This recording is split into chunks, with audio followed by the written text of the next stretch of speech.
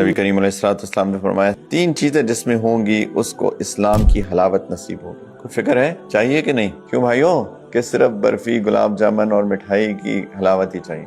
Number 1، من کان اللہ ورسولہ احب الیہ مما سواہما، اللہ اور اللہ کے رسول جس کو زیادہ محبوب ہو جائیں ان دونوں کے علاوہ، یعنی اللہ اور اللہ کے رسول کے علاوہ جو بھی ہے وہ سب اس کی محبت کم ہے، اللہ اور اللہ کے رسول کی محبت زیادہ ہے۔ نمبر 1۔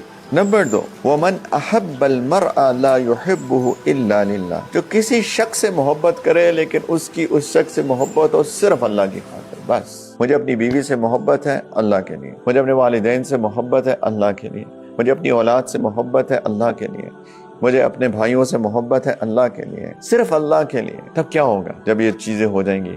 پھر اگر کوئی بھی ایسی چیز کہے گا جو اللہ اور اللہ کے رسول نے نہیں کہی یا انہوں نے منع فرمائی ہے، میں معذرت کر لوں۔ لا طاعۃ لمخلوق فی معصیۃ الخالق، مخلوق کی اطاعت نہیں کر سکتے جہاں خالق کی معصیت ہو رہی ہے، جہاں خالق کی نافرمانی ہو رہی ہے۔ اصول ہے اللہ کے رسول نے دیا صلی اللہ علیہ وسلم، یہی تو ہے محبت۔ اور نمبر 3 حلاوت ایمان کے لیے، ومن یکرہ ان یرجع الی الکفر کما یکرہ ان یلقى فی النار او کما قال، کفر میں لوٹ جانا ایسے ہی ناپسند ہو جیسے کہ آگ میں پھینک دیا جانا۔ کس کو اچھا لگتا ہے کہ آپ کو آگ میں پھینک دیا جائے؟ تو کفر میں لوٹ جانا بھی اس کو ایسے ہی شدت سے ناپسند۔ اور میں اگر اس پہ قیاس کروں، اللہ مجھے معاف کرے اگر میرے سے یہاں پہ غلط انٹرپریٹیشن ہو رہی ہے، لیکن اللہ نے ہم میں سے بہتوں کو توفیق دی ہے توبہ کرنے کی۔ نوجوانی میں اس طرح ہدایت نہیں تھی جیسے اللہ نے ہدایت دی، تو جب اللہ ہدایت دے تو ایسے ہی نفرت ہو اس گناہوں کی زندگی میں لوٹنے کی جیسے کہ آگ میں ڈالنے کی نفرت، تب ملتی ہے